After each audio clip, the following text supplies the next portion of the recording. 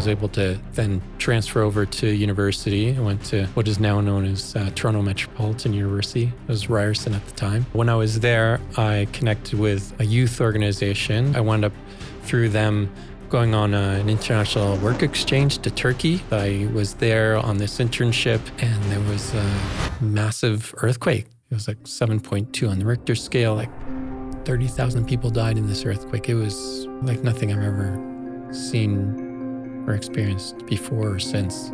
I was not near the epicenter, but we felt it. I was really motivated to do something, volunteer, help, and I really was reflecting on this emotional intensity that I was feeling, and I realized it's because I'm here. I'm part of this community, and I think that it was like an epiphany for me. It was like a wake-up call to say, if proximity is the only thing separating me from terrible events around the world, then is there another kind of level of responsibility that I have that I'm not even aware of?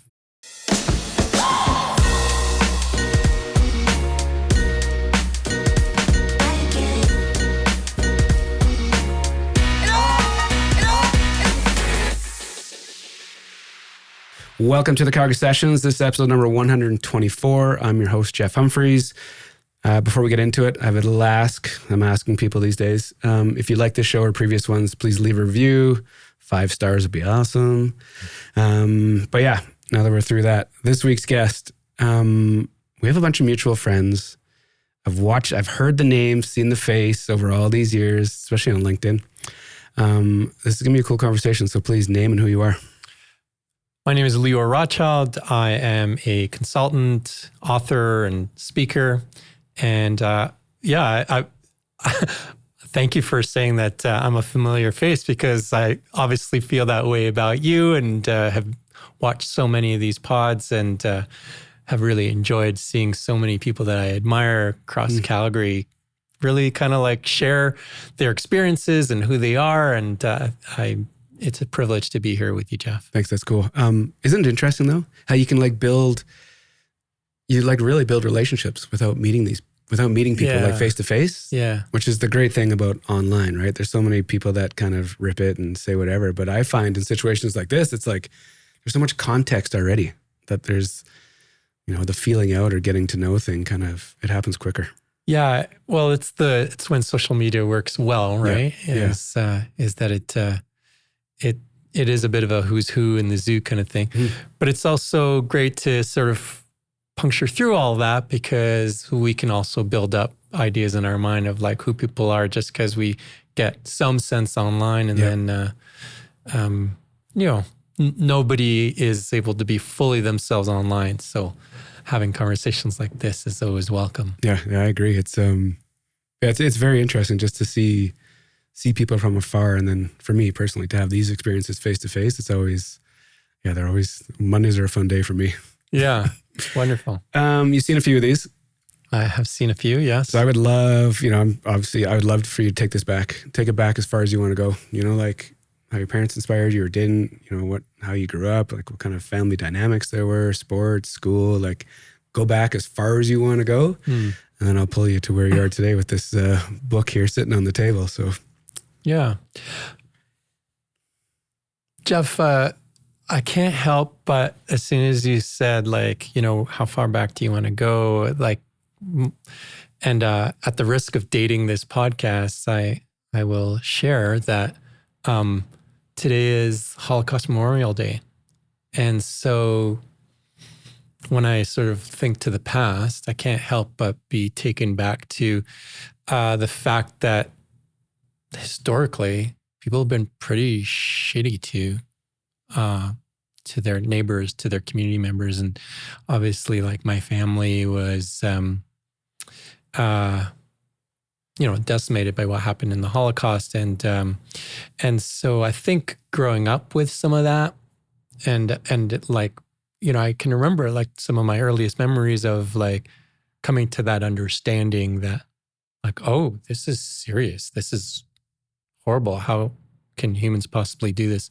I think it's been a bit of a motivating factor in my life to, one, kind of this idea that like nothing like that should ever, ever, ever happen again. And not just to, like Jewish people, but just people, humans. And two, it's been a bit of a journey to understand like what motivates people to do things that are so clearly wrong. But not just wrong, but just sort of, I think that, when it comes to justice issues, and for me, the path that I've taken in life is really looking at environmental issues, but not just from the point of view of like a technical environmental issue, because I'm not a technical person at all. For me, it really comes down to how do humans interact with their environment and with each other, with the environment being that sort of space that brings us together. And so I feel like so much of what I've done in my life and so much of what has prepared me in life has really come back to thinking like, how did these things happen? Like, how did people get on this path that led them towards this particular outcome? And how do we prevent, terrible things from happening in the world? Mm-hmm. Did you, like growing up, did you guys have conversations? I don't want to say like heavy conversations, but like real conversations around the past? Where did you grow up? Sorry. So I grew up in Toronto. Okay. My parents immigrated from Israel to Toronto, and we actually moved back or I moved to Israel for the first time. My parents moved. They decided Canada's so cold. Being an immigrant in this country is so hard. Definitely like underemployed. They decided they were going to go back to Israel. So we moved to Israel. I was 4 years old. Okay. And we lived there for 3 years, and then they decided, oh yeah, our families are really controlling. We should give that Canada thing another try. No way. There was also there was a lot there. My dad was in the military. Everybody's in the military in Israel. But he fought in the 6-Day War, and there was like, I don't know, my grandmother basically said to my dad, like, there's a lot of problems here. Like, Canada could be a really good life for you. What are you doing back here? And so I think that was part of his motivation. And they came to Canada with a kind of doubling of like the effort to say, we're going to give this a really good try. And and then they came back, and so out east. Did they go back to Toronto? Back to Toronto. Yep. So I was about 7 at the time, and it was kind of a weird experience because I was, like, they were formative years. So I came back with a accented English and a bit of a, kind of insecurity of like, like people saying, "Oh, where are you from?" Like you sound different. Oh, no, I was born here. They're like, "Oh, what's wrong with you?" I was really committed to like improving my English and being really good at grammar and I don't know. That was the thing. That was the thing that people could tell. They could hear you and they thought you weren't from here. Yeah, and my writing, And so, these are things I was really committed to improving on and demonstrating I could do it. I was native Canadian born, and that I could read and write in English. It's when you came back, was there much dialogue from between you and your parents around, we're actually going to give this a go? Was there anything? I think thinking back, I don't know. I don't have the memories of that. I just remember feeling like now we're here. Now we have to leave. Now we're here. I don't know why. And that start over, like, you know, with the English and the writing skills, how do you then fit into the community? You know, whether it's at school or your neighborhood, like what'd that look like back then? How did I fit into the community? I think that like I have young kids, and when I think about like the experience that I'm trying to give them and have them be surrounded by, I want them to have distinctly Canadian experiences. I want them to enjoy winter, and I think back on some of the things that made me feel like I was, you know, connecting with Canada.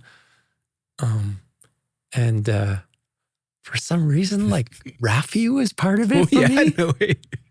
Like, I have this weird memory of like being in this, maybe it was like, I don't know if it was an assembly or if it was just like a large group of kids and, you know, like people were singing that song, you know, down by the bay. Oh yeah, classic. And you know, I forgot. And then they'd go around the audience and say, and you know, like, okay, now you rhyme something. Have you ever? And then like it came to me and I'm like, I don't know this song. And I just tried to like make something up. And I was just like, people were like, okay, good try. And I was just like, I need to learn this song. And, you know, and then like, I don't know, Raffi was kind of like this Canadiana for me. It was just like, wow. And I don't know, it's pretty meaningful. My kid's first ever concert was Raffi on Father's Day. We all went as a family, and my kids are crazy over Raffi right now. It's a big deal in our house. Giant full circle. Yeah, like, yeah. I haven't heard that song. So I'm born in 77. So Raffi was like it was a big part of my upbringing too, right? Like just the culture around it. And I haven't heard that song in, I don't know, 35 years. I just heard it this morning. You're comfortable with it. It was on the rotation on the car ride to the childcare this morning. Amazing. So what are you into as a youngster? You know, once you're 7 years old, elementary, junior high, what does life look like for you? Yeah. So like, you know, sports, basketball, volleyball were big for me. And I don't know, I was really into like collecting comic books and you know, and just like making really good friends and spending time watching movies and reading comic books and trading comic books with them. You would trade them? Like money stuff or just like... I mean, when I was... I totally did. And it's so funny now to like sort of think back like, oh my gosh, I traded comic books that are probably worth hundreds of dollars now. But I still have my comic book collection. So, which is interesting though. Just doing those transactions at a young age. Yeah. Yeah. It's just, I didn't do it, but just, you know, there's a bunch of characters online right now that reflect back to their early childhood with trading cards or comic books or whatever it was, like that trading thing. It's just, there's a lot to be learned from those early experiences. Yeah. Yeah. Getting ripped off at a young age it teaches you. It teaches you about transactions. Some transactions aren't equal. Yeah, absolutely. Where'd the comic, and you still have comic books now. Like, where'd that come from? How did that start? And don't even like, dude, for context, my buddy, this guy, Tim Truex, was on the show a couple weeks ago. He's on here telling me that because of the movie Jurassic Park, he became a geologist. Is that right? And he's like this walking nerd, Marvel, grown-up human, has a pod, like just all in on this culture of pop culture and comics and all these things. So it's fascinating to get into these stories because it's like, it's. So yeah, I think I've loved comics from a very young age. So as far back as I can remember, I think that I didn't like grow up reading books with my parents, or if I did, I don't have a lot of memories of it. I'm sure it happened, but I'm afraid to say I don't have a lot of memories of it. Comic books for me was like a big part of my literacy.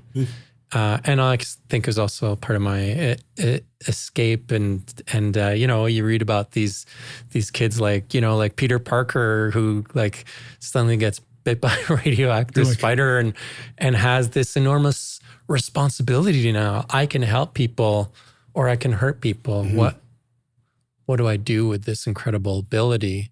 And he's finding his way, and he's making mistakes all the time. And he's trying to keep things secret, and he's, feeling pretty isolated. And I don't know, I resonated with stories like that. That was like, I want to really read more about his struggle. It's funny you say that, and I think the only thing I thought about was like, I want to get bit by a spider and have all these powers. Well, with those great powers comes great responsibility, right? It's so, that line, hey, like it's used a lot. Yeah. It's originally from Superman. I don't know. It is? I don't know if that's well known, but yes, it is. And but the Spider-Man movie kind of made it closely associated with Spider-Man. Did you have a circle of friends back in the day that was kind of like-minded and into similar things? Like, were you feeding off each other of finding what's out there? I don't know. Like, it depends what you mean by that. Like, I think when it comes to some of the pop culture things, I talked about comic books, Star Wars and so many of the other things that are, kind of iconic pieces of pop culture from our era, were a big part of my youth. And so definitely had, a circle of friends that were into the same things. But probably a little later in life, I got more into environmental causes, and I'm trying to think back on whether I had a strong community of people, and I don't know that I did. It would have been early, right? Not a lot of people, that wouldn't have been top of mind. Some of my earliest memories around that actually relate to a knock I got on the door. This is from before you go. This is the best part of these interviews, because when you right now when you caught yourself, everything just lights up. And I've never said this on air ever, but the minute this happens, I'm like, oh, here we go.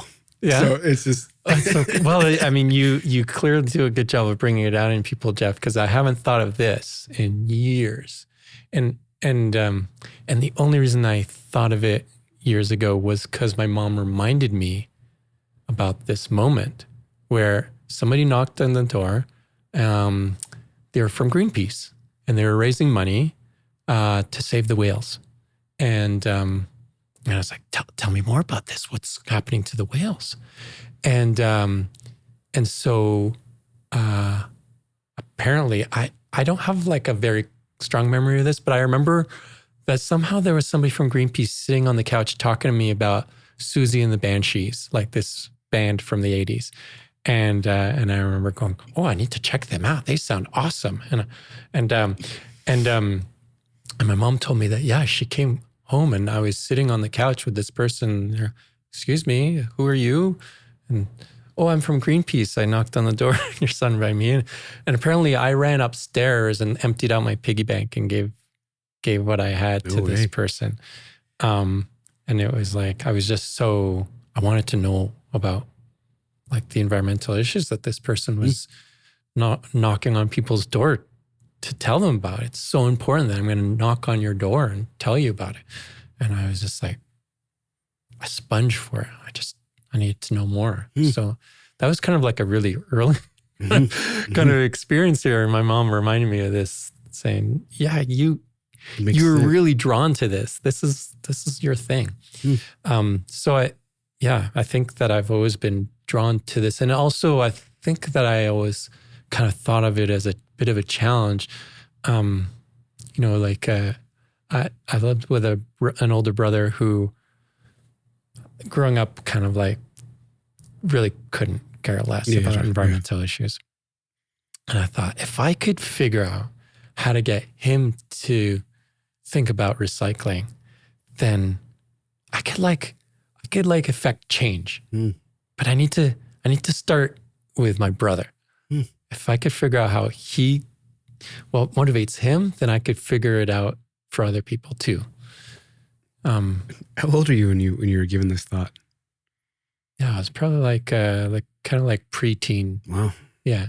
So it's like different, right? Like the environmental recycling piece was quiet back then. Like there wasn't a lot of voices in that world. Yeah, like there wasn't. I think like maybe the early curbside programs were like really new, right? Like really, like just kind of like being piloted and being rolled out to different parts of the city of Toronto. Yeah, and Toronto's they're always ahead of everything out west. Yeah, I lived in Toronto for 11 months by accident, and this was like 2001, and they had by accident. Yeah, it's a shit story. But they had recycling back then. Yeah, and I was always like, that's interesting.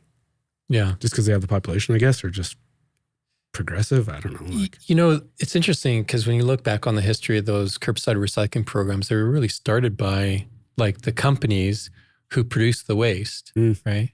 And so they were saying, oh yeah, like you don't need to regulate us. We'll just regulate ourselves and we'll fund this program where we go and we collect it from people's houses. And then they're like, we don't want to do this. Let's outsource it. And then, right. And then it kind of like turned it into a municipal program. But it was originally started by like, it was kind of like the first extended producer responsibility program out there. The company saying we're creating this impact, so we're going to try and clean up our mess. And but of course they were making money on the back end, right? Because they would then sell the plastic or the glass and to markets where they could make some of that money back. And, but it was good because it paid for the programs. But that's kind of how it started. And so you had a concentration of companies who were selling consumer goods in markets like Toronto. So it's natural that that's where those programs started. Junior high school, what's kind of got your interest?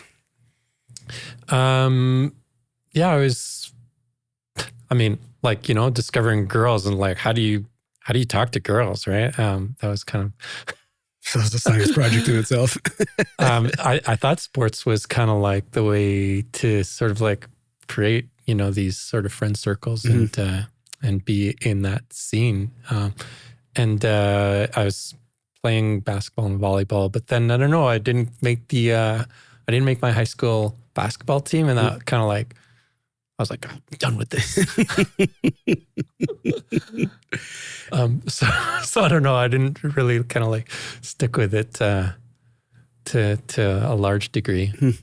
What did you kind of click into in high school? What was your? Were you? Did you have something you're interested in, or were you like a lost soul kind of? I think I became a bit of a lost soul in high school. I think I was a bit. I was searching for something and I didn't really know what it was, when I look back on it now, probably purpose. Yeah. But I think I was a bit aimless. My parents were going through a divorce at the time too. And so I think I was, trying to find my way. I wasn't like really excelling in my classes. I wasn't attending a lot of them either. I was kind of getting into a bit of a party scene. So was it stressful? Kind of like going through and the reason I'm asking is because, high school was a little stressful for me just on the what's after it, because nothing was really resonating with me. So it was kind of a stressful place to be in because I didn't know what the outcome was going to be. I couldn't see anything after this. It was fine. Like I wasn't like overly stressed, but I think that, I started to figure it out as I got a little, closer to the end of high school. Yeah. And some of that was because being aimless as I was, my dad had this like construction company, and he was like, yeah, don't worry. Do you even need to finish high school? Like you could just come and take over the company. And I was like, that sounds like the worst idea ever. I really don't want to do that. And I was just like, oh, I need to get serious about this. So that was kind of a motivator for me. I was like, seeing this like potential future get closer and closer, go, oh, that's really what I don't want. What do I want? Did you ever work on job sites growing up? Well, when I say construction company, it was more like a like home renovation company. Okay. So it wasn't like massive Yeah. construction Still things, though. right? But yeah, I worked with him in the summers, Mhm. and I spent a lot of time like both doing like labor, so Yeah. like slapping Demo? mortar Yeah, yeah. and like like sanding floors and Mhm. things like that. Work. Yeah, but mostly I was like helping on the sales side. I actually, that was something I found that I was actually very good at. I was good at talking to people, and it's funny. I'm approaching 50, and my dad still to this day like talks about this story about how like I was trying to keep my son busy. I brought him out to like do some door knocking with me. Another door knocking story. Funny. I didn't realize I had two door knocking stories, but he, he tells this story like, and the details change. One moment I'm in high school, the next moment I'm like visiting from Calgary, but I don't know. So be it. Anyways, apparently the story is that I, knocked on a door and somebody was watching daytime soap operas, and I said, "Oh, is that Days of Our Lives? Are Bo and Hope back together now?" And apparently like I sold the job for my dad. That was like, yeah, I closed this couple, and it wound up being a very profitable gig for my dad. And he like tells that story all the time. I can't remember how old I was, maybe 15, 16 years old. But I don't know. Every time my dad tells it, it's like one moment I'm like 30, the next moment. But proud. He's like, it just happened last year. He's out there slinging jobs. Did you have any, when your dad said that to you about taking over the family biz, did it ever cross your mind? Like watching did he always own it? Like, did you kind of grow up as your dad running his own business? You know what? My parents are incredibly hardworking. They totally lived the immigrant experience. My dad, he was like a cab driver, like a limo driver. He worked lots of odd jobs, and until he did like all kinds of manual labor and construction jobs until he started his own construction company, and then he stuck with that for a long time. My mom was a teacher, but she had a hard time getting teaching gigs. Like she was a substitute teacher for a long time, and then she got into also odd jobs, but then settled into real estate. And then my parents started to, buy some houses. My dad would fix them up. They would sell them. And then they kind of lost their shirts in 89 when the market, completely tanked, and they were holding a bunch of properties and they had to walk away from all of them. It was quite difficult. Yeah. So those are like those stories. Like none of us have. We have no idea what that feels like. I remember, my dad built our family house in 81. Interest rates are like 18, 19%. Right. Yeah. The interest rates were killing everybody. Yeah. Yeah. Those experiences, I can't imagine bouncing back from those things. Yeah. Well, they had a hard time bouncing back. Yeah. And, I talked about my parents divorcing when I was in high school. I mean, the financial stress of it all contributed in a big way. So no to family business. Never crossed your mind. Never like. I couldn't imagine like working with my dad like for years and years to come. He's a good man, but like there were times when it was kind of like oil and water, and I couldn't imagine like sort of day to day. Yeah, day to day. Over the summers, it was good money, but yeah. So coming out of high school, where'd you go? What'd you do? So came out of high school, and because I had kind of like really deprioritize classrooms until like my last, like basically 2 years. That's a fancy way to say like being a deadbeat in high school. In Toronto, it's all about or at least that back then it was all about your OACs, right? Okay. Your Ontario equivalent credits. And so you went up to grade 13, and then that decided which university you were going to be able to get into. And in grade 13, I was kind of like doing like remedial math, and so I was catching up. And so I didn't have quite the grades to go into university, and so I went to college, which is the best move for me because I went from sort of like not being like a, kind of like overly academic person to like being like, oh, I'm finding this really practical.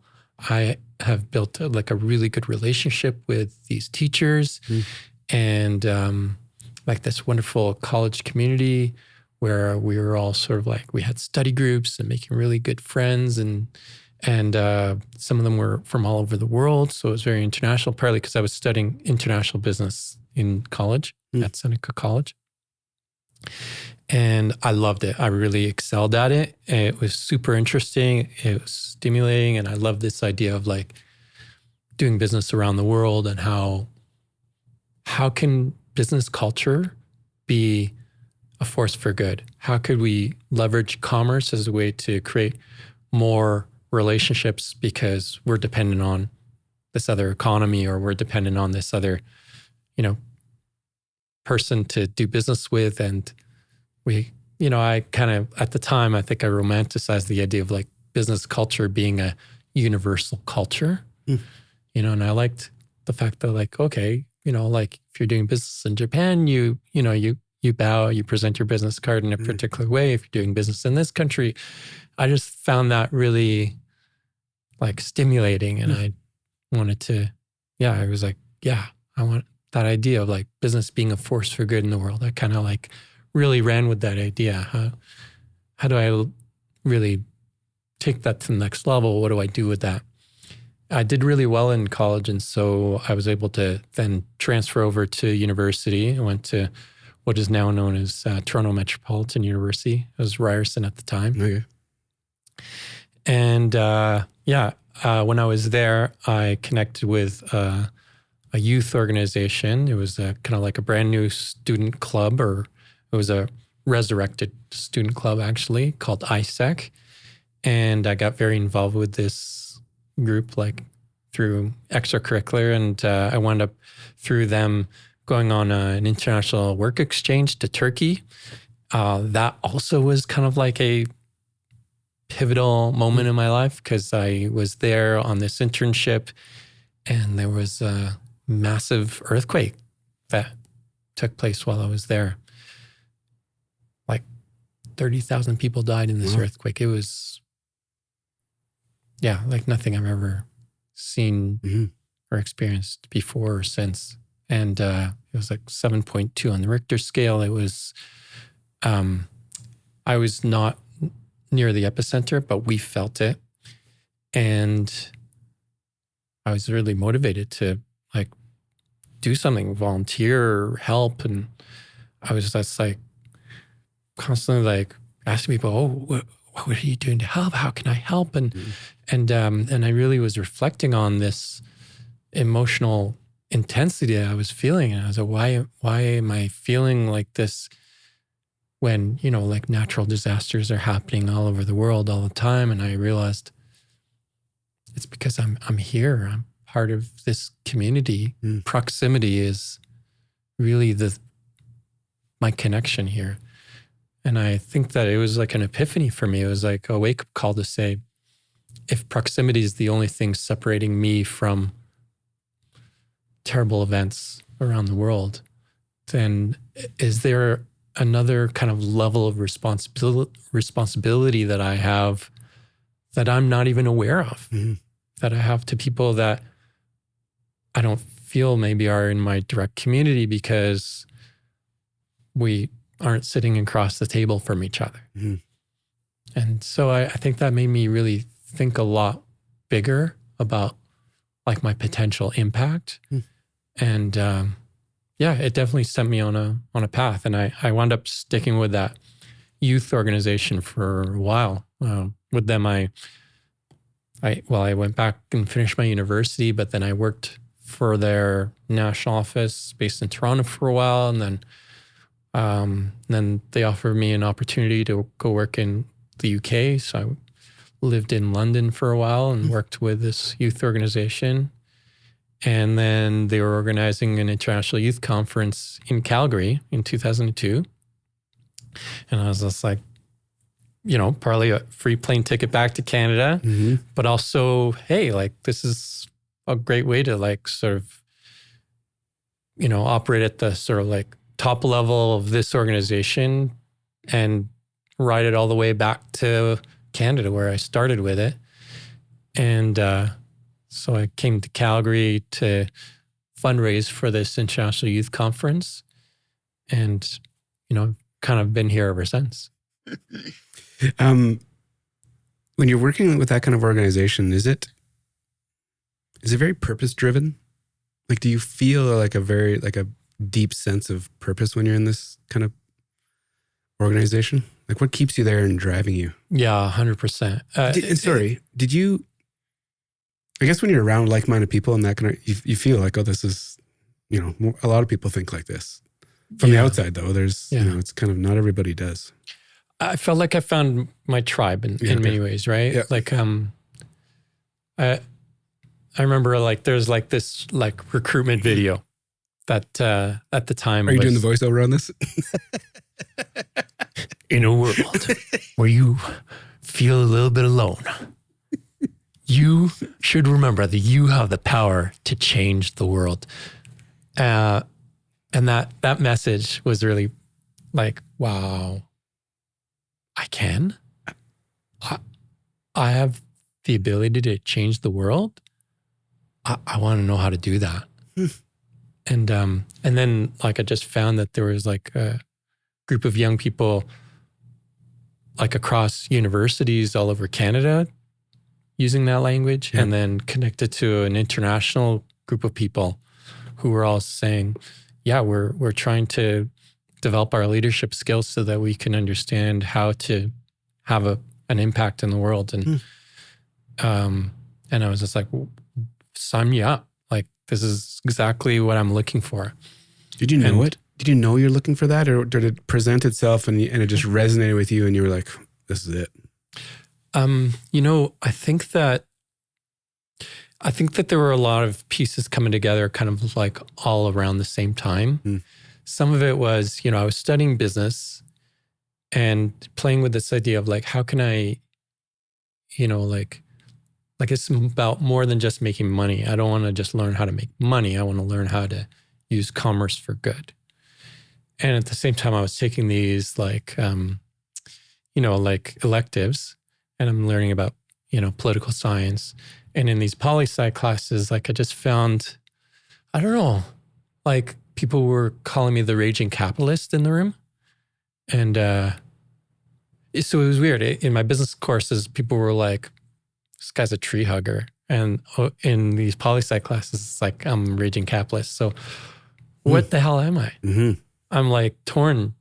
I'm like pulled in these two extremes. And I feel like there's got to be something in the middle that's missing here.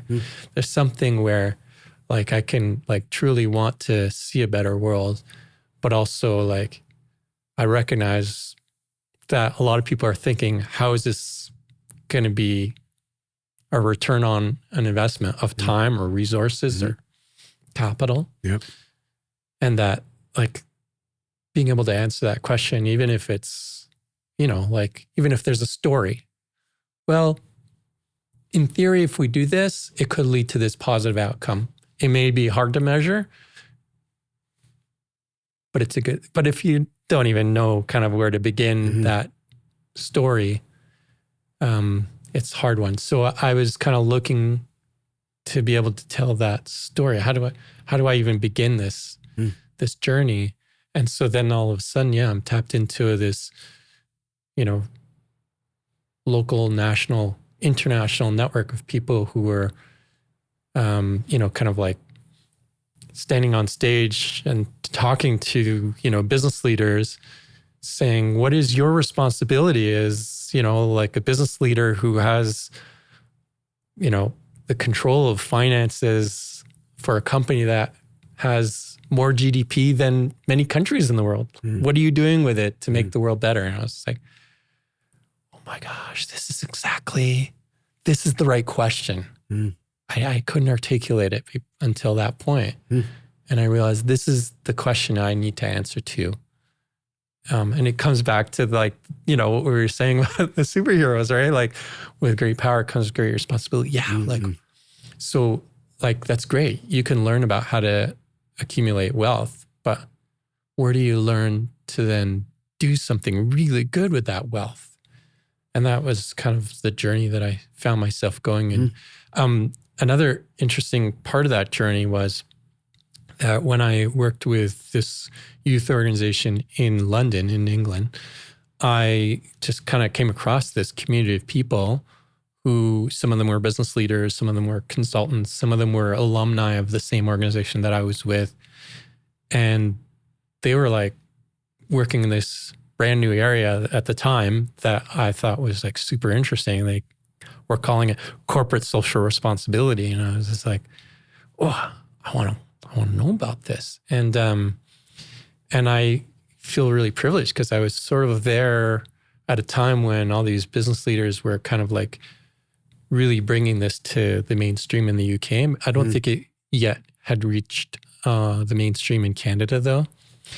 And there was this one author that I came across, John Elkinson. I got to meet him and read his book, Cannibals with Forks.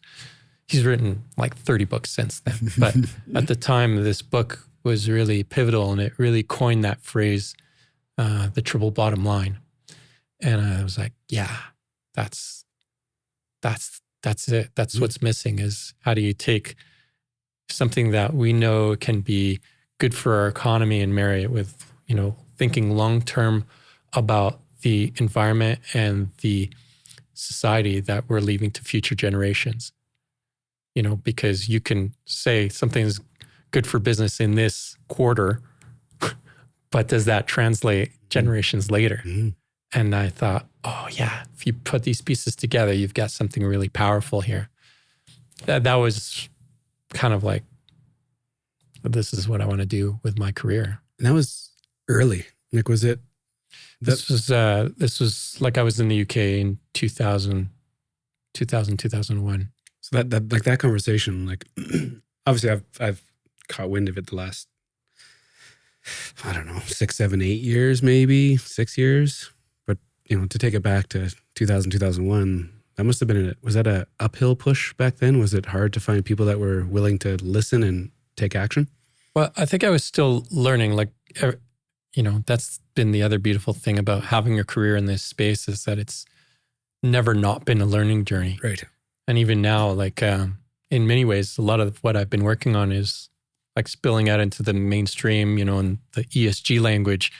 I feel like I don't even need to say what it means for people because people know environment, social governance. It's it's in the news. It's everywhere. There's politicians in the US saying we need to shut down this ESG language, because it's somehow bad to think long-term for the economy. I don't know why anybody would think that, but nevertheless, that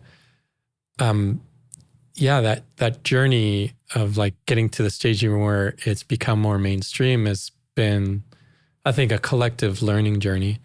And where it's evolving to next is also, a really interesting way to, kind of hypothesize and adapt and pivot. And it's been a career like that.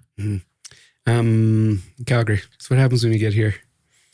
So I was the first couple of years was working on this international youth conference. So that was an experience that was unique because I loved Calgary, but I was also kind of working in a bit of a very focused way. And I think I, truth be told, thought it was a bit of a stopover until I go back to Toronto.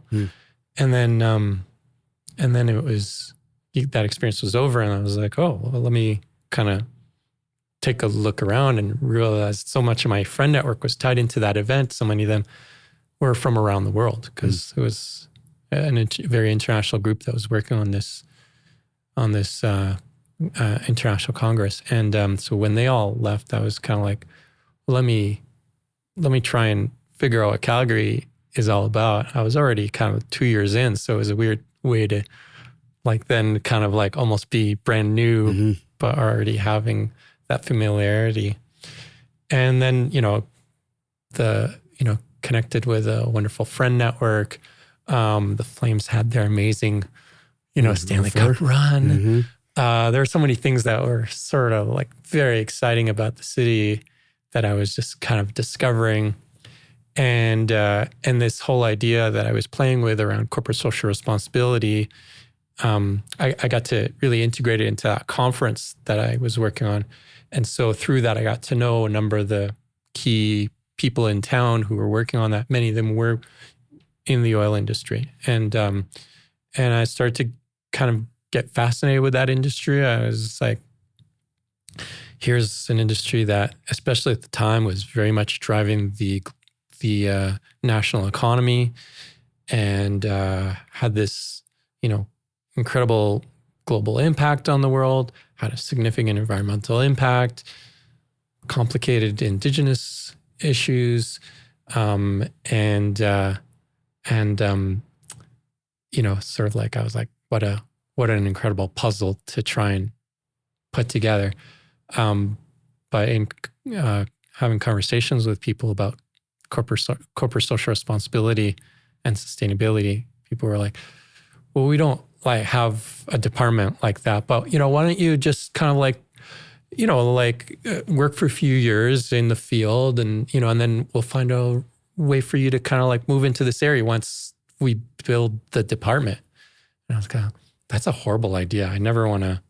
No, I'd rather spend my whole career working on the stuff that I'm passionate about, not working in something, waiting for the thing that I'm passionate about to come around. Yeah. And I think that I've done a good job of keeping true to that philosophy. Instead, I pivoted to connecting with an international development organization. The organization is still going today and very successful, but it was a startup at the time. It's called COST, or Center for Affordable Water and Sanitation Technology. That's somebody that you should have on this show. Clip. Yeah. Through them, I got to have like an amazing experience in helping to build an international NGO that has since become kind of like the darling of the World Health Organization and UN Habitat. Very humble beginnings, and I had a chance to do some field work in Uganda and Kenya and Tanzania.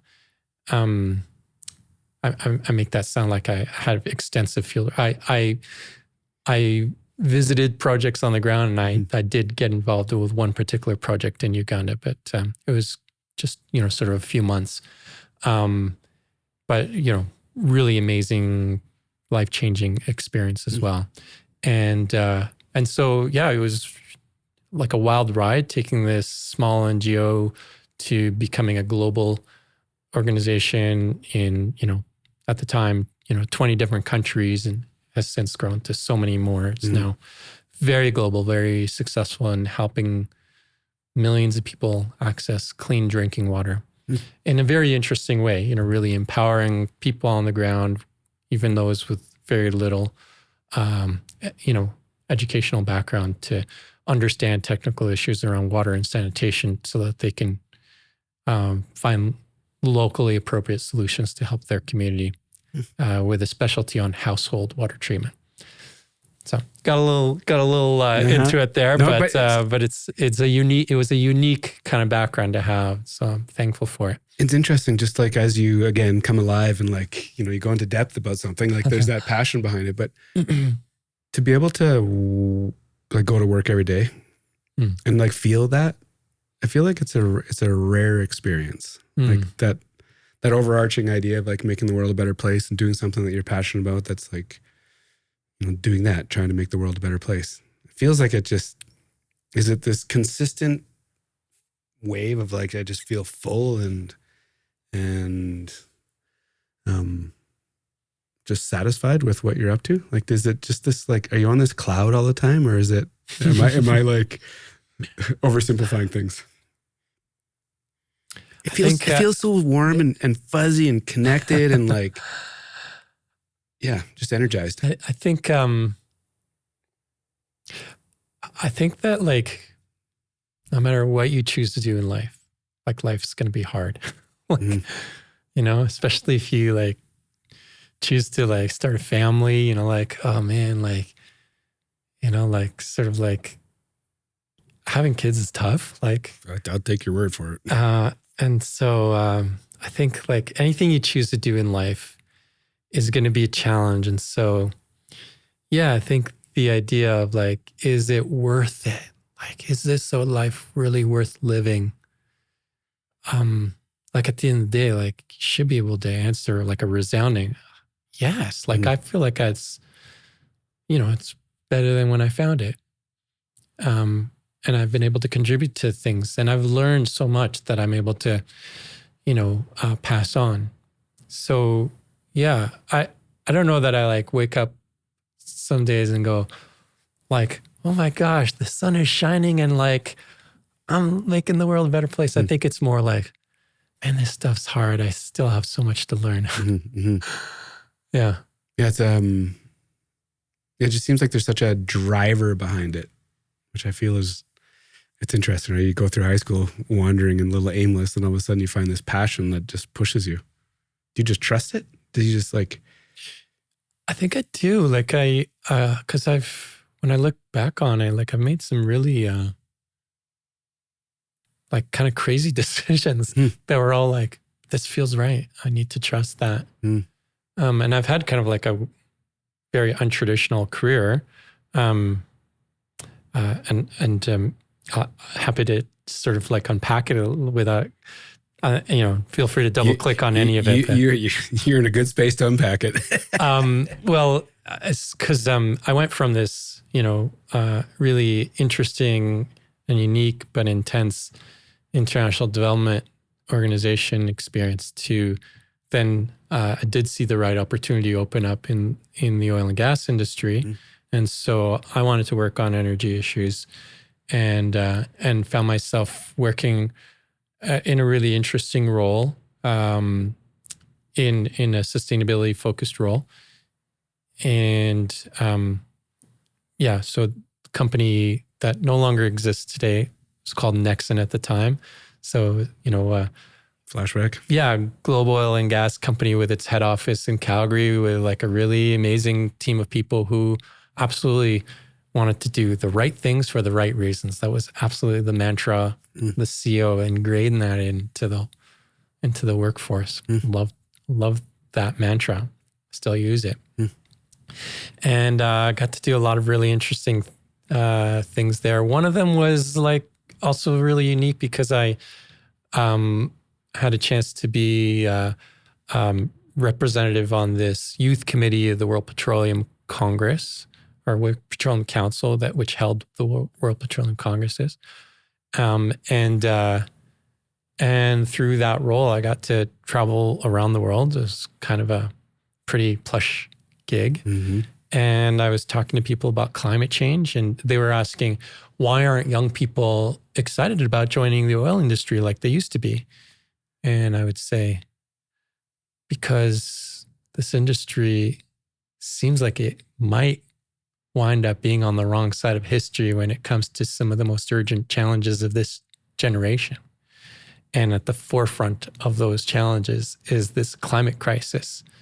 And I was talking about this like in the same year that Al Gore's An Inconvenient Truth movie first came out. So it was still, there was still a lot of denial about it. It was still an idea that was like very common in circles to hear, that's a hoax. Why do you believe that stuff? And I said, I can accept that you don't believe that to be an urgent issue, but you asked me a question, which is, why aren't young people excited about this industry like they once were? And this is the reason. And if you don't get it ahead of it, you will find yourself on the wrong side of history with it. Because if the exciting opportunity could be, if you tell young people, if you want to contribute to a low carbon future, this is the place to do that. It's tricky. It's not going to be easy. You're going to have to utilize all the innovation you could possibly muster and think of. You're going to have to be really creative. You're going to have to get in here and immediately make like changes that could like revolutionize the world. And if you create that opportunity for them, then this is the place they're going to want to be. So it was a kind of a fun message to send. And very early days, right? Like just... It felt that way. Like I was getting heckled a lot. I stood up on a stage with like some pretty big audiences in like some pretty cool locations. Qatar, London, Spain, France. And I got heckled quite a bit, actually. What was your role, like your title back then? I was like way too junior to have this much responsibility. I was a senior analyst in the social responsibility group of Nexon's sustainability group, and I was responsible for the company's reporting. Yep. So I was doing their social and environmental reporting, which was going to the senior staff and the board. And then that would get turned into the company's sustainability report. Gotcha. And then I took this other role that took me out of reporting. And I was suddenly finding myself working on, I was in like their natural gas division in the Canadian division. And I was like doing work in like going into Indigenous communities and into rural communities and talking to people, doing essentially stakeholder management and talking to people about the issues that mattered to them. And I had zero training to do that. Like I was like something that like is like a deep specialty now. And I was like going into like talking to people who were, you know, kind of like in Indigenous communities and learning from them and about their issues. And like that would be like a really deep specialty now if you were to do that work. And I had this like rare privilege to like on the fly. Like, be learning. I got to work with people who were specialists. So it's not like I was completely like blind flying a plane. But I did feel like I was like in a really deep learning space. And it felt really important. Like it felt like, wow, I'm representing my company in these communities, but then I'm taking their concerns and their issues and I'm representing them in my company. That was like a huge responsibility. And that gives you like even a bigger sense of purpose when you're kind of managing their kind of voice. Yeah. But that's, And so, and it takes a deep commitment, right? It's kind of like when you start these relationships, you kind of like have to keep nurturing them. And especially, you know, if you're a city guy living in Calgary, like it's not easy to do that. So, I was kind of like, wow, I have deep respect for people who do have that deep specialty and do that as their whole career. Yeah. Being on stage, you know, finding your voice or being thrust into a place where you actually have to have a voice, getting heckled, you know, looking back on those times, you know, did it arm you with a bunch of skills that you've been moving with going forward? Or like, how did you handle that kind of, I feel like it's pressure to jump on stage and be talking about things that people don't want to hear. I think when you're a bit younger and arrogant, like it's Just walk on. It's a little easier. Yeah. Like it's sort of like when you're a bit more seasoned now, I feel like the stakes are higher. People actually expect you to know what you're talking about. Yeah. And I try my best to be humble about that. I think that in the past, like I've been guilty of like being asked a question and feeling like I needed to know the answer. And now I'm kind of like, I don't know. Like that's not something that I have deep expertise in, but I know some people who do know, like I do know people who are deep experts in this area. And they absolutely deserve your attention. So I think, if anything, I learned to be less arrogant.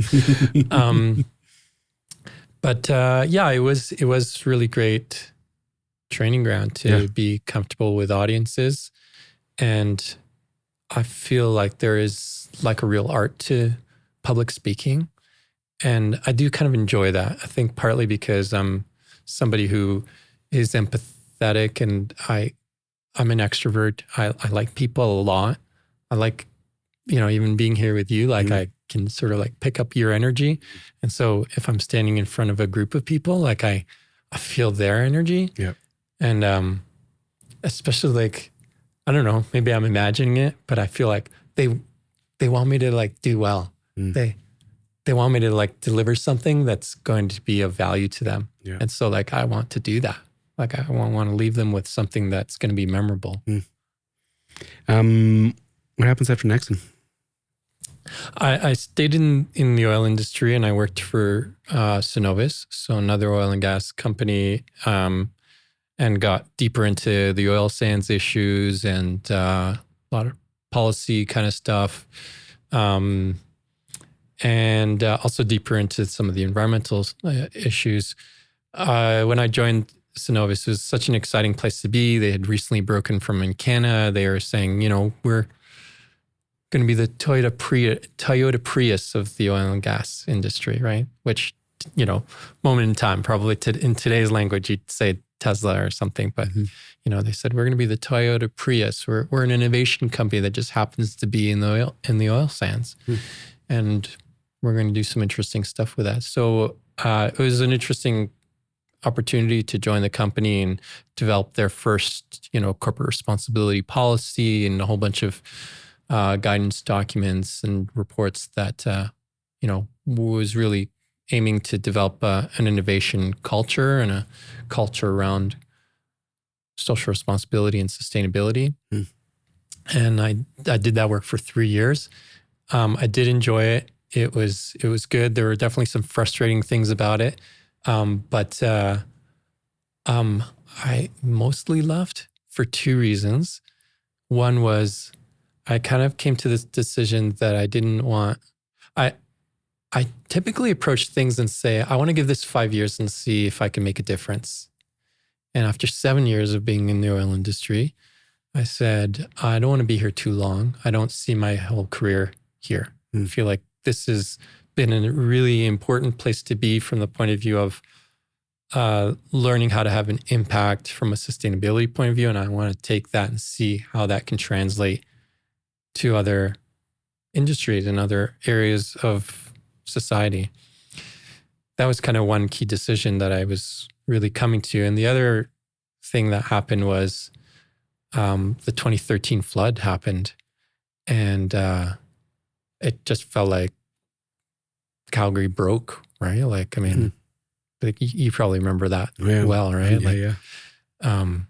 It's like you couldn't even get to the other side of the city, right? Like it's basically like a river in the middle of the city, dividing the city in half. And my girlfriend at the time got evacuated from her apartment.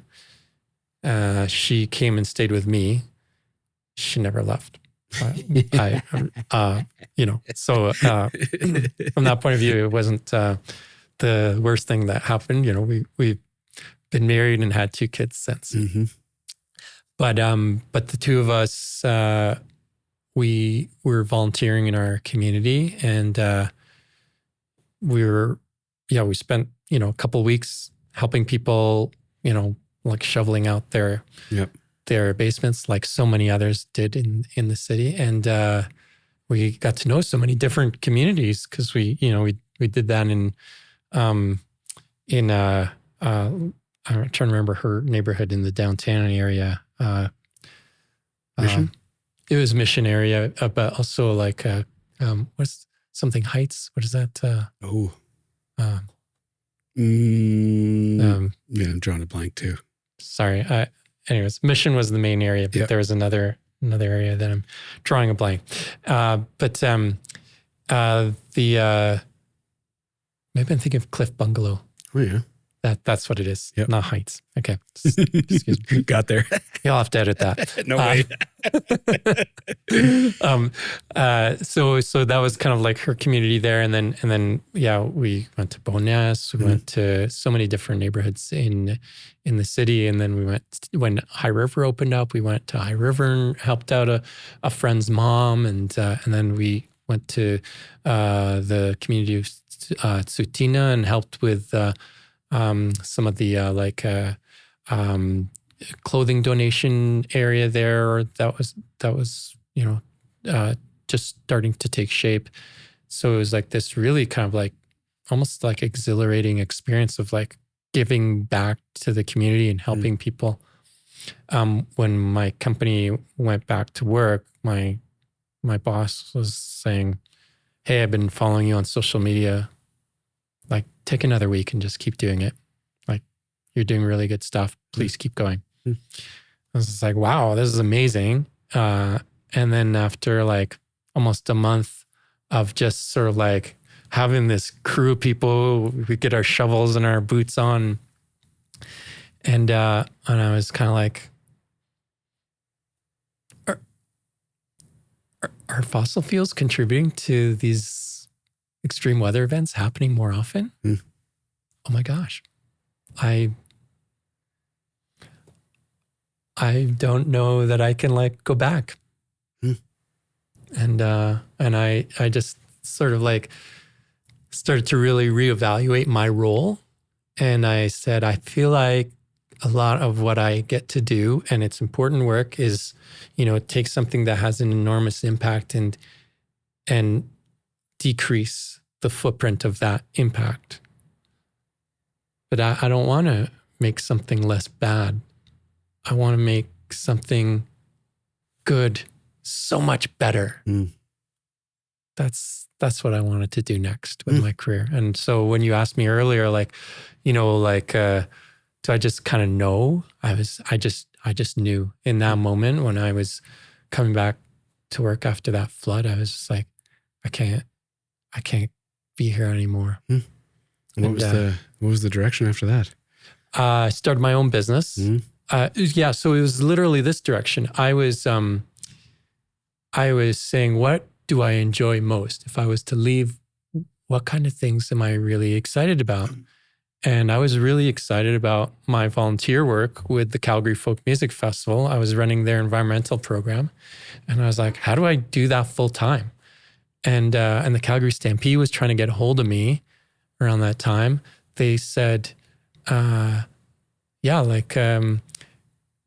maybe you can come in, like, help us with some of our environmental programming. And then somebody else said, hey, would you want to like volunteer to help with the Calgary Flood Aid concert that was happening at McMahon Stadium? And I was like, I'm going to launch a new company there. And so I was like, yeah, give me the environmental program for that music event. Nickelback opened headlined that thing. Yeah. It was huge. And I ran all the like compost and recycling for that event. And I launched a new company at that event. It was called Do It Green, or DIG. And it was like specialized in managing the environmental footprint for large special events. So I did that for a number of years. It was an interesting experience. Yeah, I'm sure. Did you know that, like, the idea of starting your own business, when you're kind of doing the corporate thing, you're doing the international thing, Did it ever work into your mind that you wanted to do your own thing? Or was it just when you realized that you needed to really go all in on what you believe? I'd say like a lot of that came from my dad, right? Like he, having run his own construction company, he was always telling me like, he was always saying, like he would say, I don't know how you do that, like corporate office thing. That's, if you were to start your own business, then you make your own decisions, you make your own hours, you don't report to anybody. And I was like, no, that sounds interesting. Maybe I'll try that one day. So it's kind of there. Yeah, he kind of like, I think, created the inception in my mind around that idea. So after Dig, is it a number of companies or what? Like what's? I could definitely see why some people become serial entrepreneurs because I feel like the first company is just like, you're just learning. Such a steep learning curve running your own business. I made so many mistakes. It's like all the classic mistakes of a first-time entrepreneur. I didn't really understand the business model until I was like a few years in. I was like, oh, this is the business that I run. Oh, it's very seasonal. I don't think I realized that. I'm paying for like a lot of equipment to just sit there in storage for like a really large part of the year. That is really hard on the finances. Like, it's pretty expensive equipment. I really need to like have that equipment out there, somebody paying for it rather than me paying for the equipment. So, you learn these things as you go. But it took me behind the scenes of so many of the major events happening in Western Canada. Yep. And an amazing learning experience for sure. And, it's weird kind of like running a business where there were so many people motivated to volunteer for my business that like I felt like and I still feel like an overwhelming sense of gratitude for that. And it felt at the time like I must be doing something right if like I'm here trying to make some money at doing something for the environment and people say, yeah, no, I recognize that you're making money. I just really believe in this. I want to see you succeed. So I felt a lot of like, wow, this is really cool. And it was also really cool that in my first year of business, I landed the Calgary Stampede as my major client. And I think over the years, you asked if I was starting other businesses. So I did start to do some consulting as well. And the consulting, frankly, like was so much more profitable than the business I was running. But the Calgary Stampede was this amazing client. And I think that I probably kept the business running several more years than I probably needed to just to be able to continue to deliver these services for the Calgary Stampede. And I really enjoyed working with them. They, it was, stable, influx of, capital every summer. And and I felt like I'm helping to have a positive impact in one of the most important cultural institutions in town. Yeah. All along the way, has this book that's sitting on the table? Yeah. Has it been has it been haunting you? Has there been this idea of like getting it out or getting it down on paper? Has it been there for years, or when did this like brainchild click on?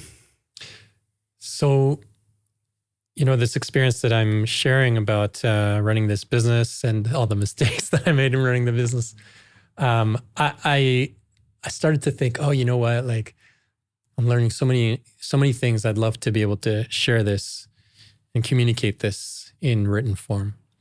I also felt like we were really kind of early in the space. Like the idea of sustainable events was early. Yeah, like early. There weren't really.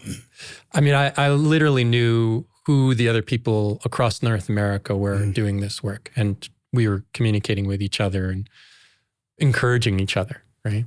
Yep. It was like a really healthy sort of like competition. Like like. We want to compete with you because like we want to level up. We all want to level up together. Yep. And And so I felt like I was learning things that I wanted to share because I was already kind of educating the market so much and trying to, people didn't want to pay for these services. They wanted me to come in and do it for free. And so it's just like, I wish people, both from the planning point of view and also from an audience point of view, like understood what it takes to actually create like a net zero and zero waste event. Like I wish people actually knew what that looked like, because I feel like if they knew, they would want it every time. Yeah. And so that was part of it. But it was always kind of like an idea that I just sort of kicked around. But in 2020, when the whole events industry got decimated, and I suddenly kind of had some time on my hands because I was on a parental leave. I thought, if I'm ever going to get this idea out of my head and into a book, like this would be the moment. And I thought I really want to have an opportunity to both kind of like create a do-it-yourself, like here's how you do it, kind of blueprint. Yep. But also like, float a vision for what the future of this industry could look like. So I just saw it as an incredible opportunity. When you go through the process to like get it out of your brain, yeah, is it a daunting task, or was it a free flowing, all these years of experiences and education just like came out? There were moments of it that I really enjoyed. Yeah. Like writing is like, it's such a beautiful and creative experience. And I just found that like, so it took me a really long time to write this. And for the few years that it took to write it, I realized that like I would be standing in the shower and like thinking of alliteration in my mind of like, this is a fun way to say the same thing, but with like these words. And they kind of cascade off of one another. And so I did find it to be a creative process that way, but I found it to be really difficult to write. Partly because, I mean, you're not supposed to edit your own work until you actually have something to show for yourself. Yeah. But I just was editing every paragraph as I went, and it just makes the process so uncreative, like just bogs it all down. So I learned not to do that, but I think I had a hard time getting over it. I don't ask this very often, but like the way you look at the world, do you have something that pushes you forward right now? Like this idea of, I go back to this, like making the world a better place. I've heard it before. It's definitely like a thought in the industry. Do you have a vision, or are you pushing towards something, or do you see something that kind of brings that together? Or I'm really fascinated by what you see right now. There's so many ways to answer that, Jeff. But one thing that immediately came to mind when you asked it is I feel like for me, so much of the work that I've done has been,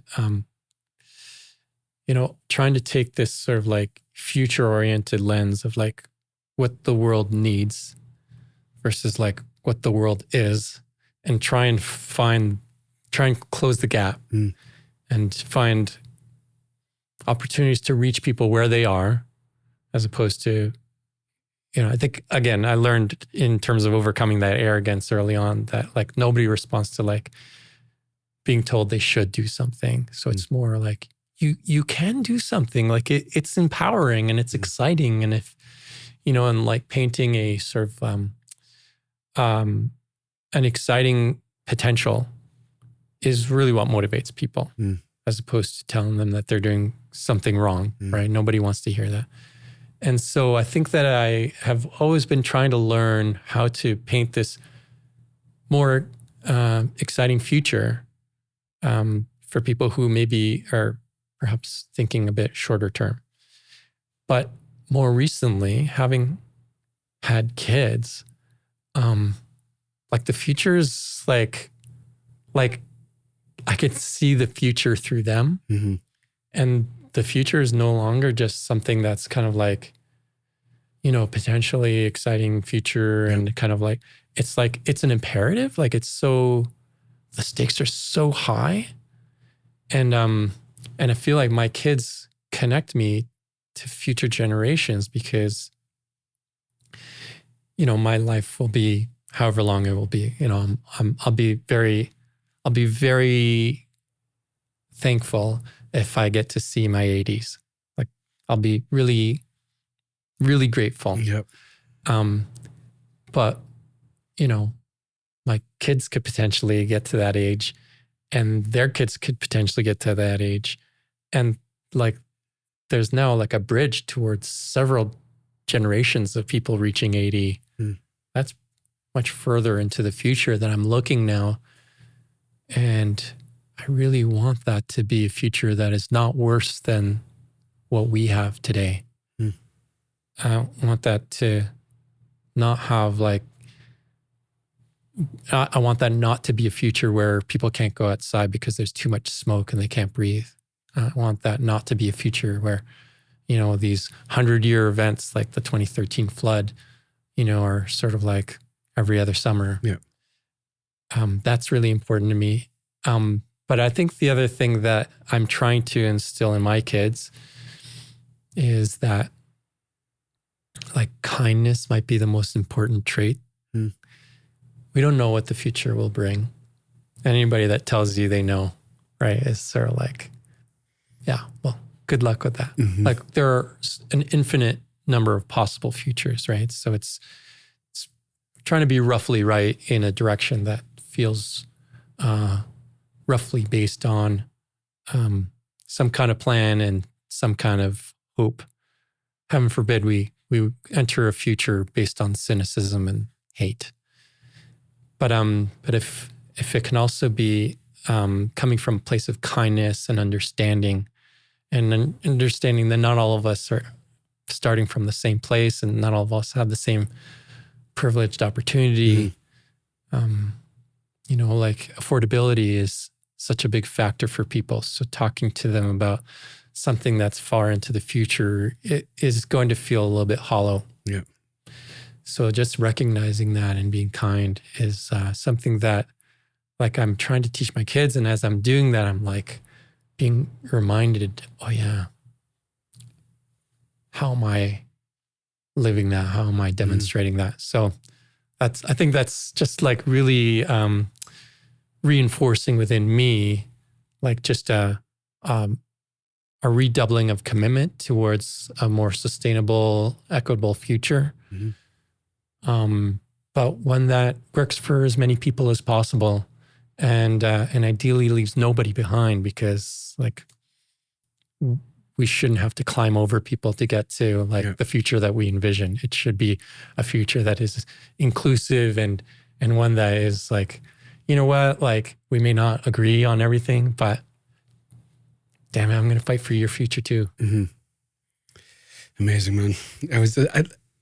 I knew I needed to get that question with you. I need to get to that question with you just because I had my spidey senses were up that you've given this some thought, or at least you're moving in a direction that's very focused. So thanks for going there with me. Yeah, no, thank you for the questions. These are, you've asked me a lot of things that have really brought out like ideas and reflections that I frankly haven't thought about in a long time, and certainly not in an interview. Yeah, which is what I love hearing that, obviously, because it's just, I don't know, that the looking back piece, there's just so much there. And I think that's just, between you and I and everyone else that's watching, when I get to talk to the older generation, it's so fascinating just to just all the experiences and yeah, those ones just really like get my attention. But yeah, we never really have the opportunity to look back and kind of connect all the dots to help us understand that where these things come from. So this is equally as fun for me. Awesome. I end the show with one question. When I say Calgary, where's your head go? So we talked a lot about the future, and we also, talked about some of my experiences of, like events. Like we talked about the Calgary Stampede, Folk Fest, and I love events. Like for me, it's like what I love most about Calgary. These major institutions, like the Stampede and Folk Fest, are some of the things that I love most about this city, and some of the things that I love introducing my kids to. And I think that there's this incredible opportunity. What if Calgary was known as this place that you come to from around the world, and yes, like it's kind of like ground zero for the energy sector, and so therefore all the challenges that come with energy transition and movement to a low carbon economy, like this is ground zero for that.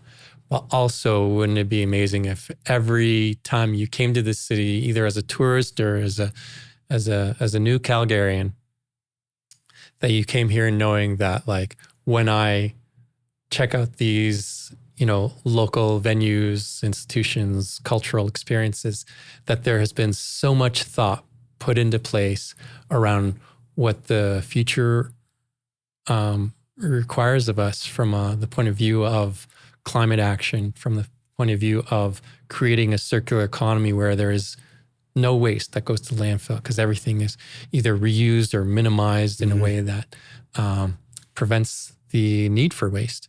And that we are so inclusive in the way that we create these cultural experiences that, like, everybody feels included, everybody feels welcomed, and that, like, Calgary was this incredible innovation lab for what the future looked like, so that if you did come here as a tourist and you went back to where you were from, you'd say, man, I want every day of my experience to look like what I experienced there in Calgary.